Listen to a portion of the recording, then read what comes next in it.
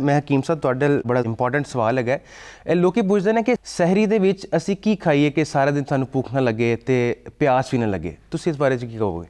जिहड़ा ये सवाल है ना जी कि असी की खाइए सानू भुख ना लगे, बुनियादी तौर पर रोज़े का मकसद जिहड़ा है वो तकवा पैदा करना है, बेशक अपने अंदर कुव्वत बर्दाश्त और एक अल्लाह ताला दा जिहड़ा कानून है जो उहदियां लिमिटेशन ने उन्होंने फॉलो करने वास्ते करना जी तुहानू एक उहदा आदी किया जाता है। कुरान पाक फरमाया वकुलू वशरबू वला तुसरिफू और ना खाओ और पियो और हद से ना बढ़ो। बेशक रोज़े का मतलब तुहानू हदूद के अंदर मुकैयद रखना है।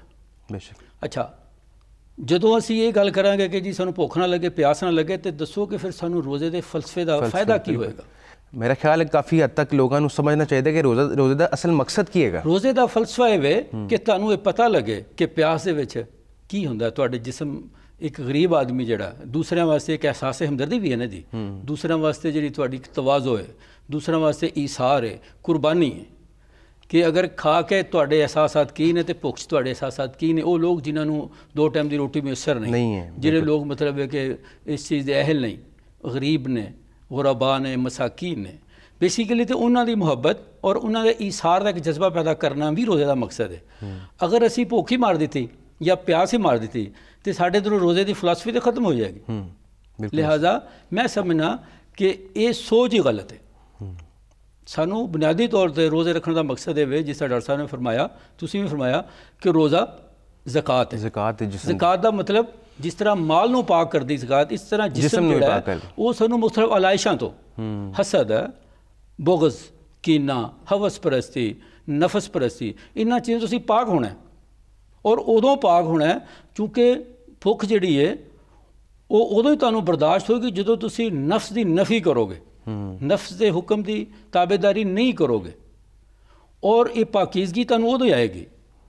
बाबा फजल शाह सरकार रहमतुल्लाह अलैह नूर वाले वो फरमाते होंदे सी कि रूहानी पाकीज़गी वास्ते परहेज़गारी और जिस्मानी सेहत वास्ते परहेज़ बड़ा ज़रूरी है। वाह क्या बात! जिस तरह तुहानू रूहानी तौर पर पाक होने वास्ते परहेज़गारी तुहाडे वास्ते ज़रूरी है, इस तरह जिस्म नूं बीमारियां तो, मुख्तलिफ अलाइशां तो, फासिद मादियां तो, टॉक्सिन तो, जहनी बीमारियां, सब तो बड़ी जी सारी अजकल मुआशरती बीमारियां हो गई ने, यह हसद हो गया, ये सारी चीज़ां तुहाडे अंदर ने जी, फिर तुहानू एक कुव्वत बर्दाश्त पैदा होती है।